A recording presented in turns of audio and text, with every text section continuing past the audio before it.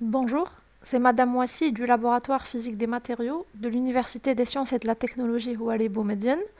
Permettez-moi de vous présenter une communication dont l'intitulé est Effect of Electronic Implantation on the Distribution of Space Charge in Gamma Irradiated Polypropylene. Les matériaux polymères, grâce à leur performance physico-chimique, occupent un champ d'application très varié, y compris dans les secteurs du spatial et du nucléaire, où ces derniers sont intégrés dans les réacteurs nucléaires et les satellites géostationnaires. Dans ces environnements, ces matériaux sont exposés à des rayonnements de haute énergie, tels que les rayons gamma, les électrons ou encore les rayonnements UV, ce qui modifie leurs propriétés structurales de manière irréversible et par conséquent leurs propriétés électriques. Donc, dans le but de reproduire en laboratoire au moins partiellement les effets d'un environnement agressif sur les polymères et ainsi de tenter de mieux appréhender les problèmes qui peuvent se produire, nous allons étudier dans cette étude la combinaison de deux types d'irradiation, à savoir les rayons gamma et les électrons, sur la distribution de la charge d'espace par la méthode FLIM. Donc le matériau que nous avons utilisé pour cette étude est le polypropylène isotactique. Donc ce matériau appartient à la famille des polyoléfines.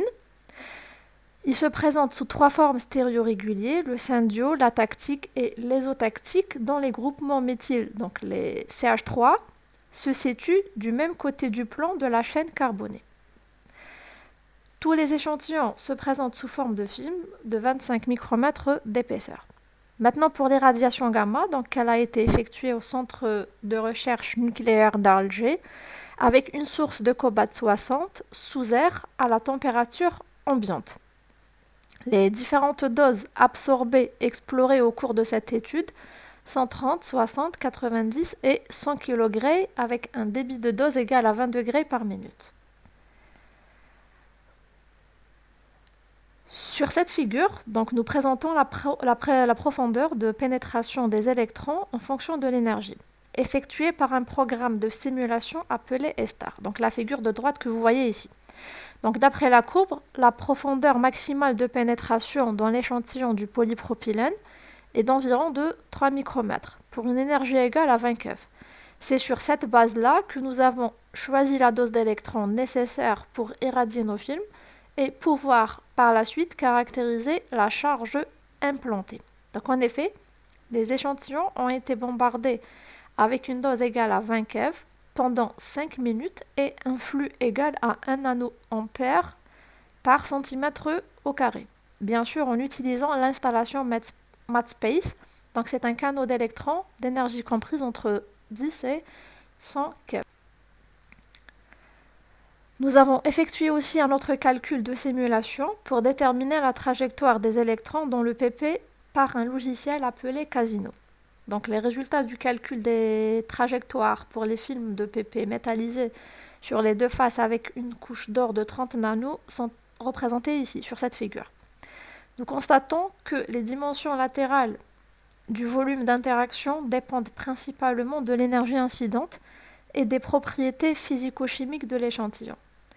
Les électrons incidents s'arrêtent si leur énergie devient suffisamment proche de celle des autres électrons présents dans le milieu irradié. On peut aussi remarquer que la notion de la trajectoire de l'électron est difficile à appliquer en raison de la nature identique de l'électron diffusé, donc qui est considéré ici comme projectile, et de la cible, car les deux électrons sont indiscernables. Présentons maintenant la méthode FLIM. Donc cette méthode donne accès à la distribution de la charge d'espace dans le volume des films après la fin de l'irradiation. Donc c'est une méthode qui est basée sur la méthode LIM, où un gradient thermique non uniforme est créé à l'intérieur du matériau, à partir d'un faisceau laser modulé en intensité et focalisé bien sûr à la surface de l'échantillon. Donc le banc de mesure que nous avons utilisé comporte une diode laser dont l'intensité est modulée à l'aide d'un générateur basse fréquence. Vous avez aussi un système optique afin de focaliser le faisceau laser issu de la diode. Nous avons la cellule de mesure, un préamplificateur transducteur, un détecteur synchrone et l'ensemble du dispositif est piloté par un ordinateur permettant l'incrémentation de fréquence et l'enregistrement du signal.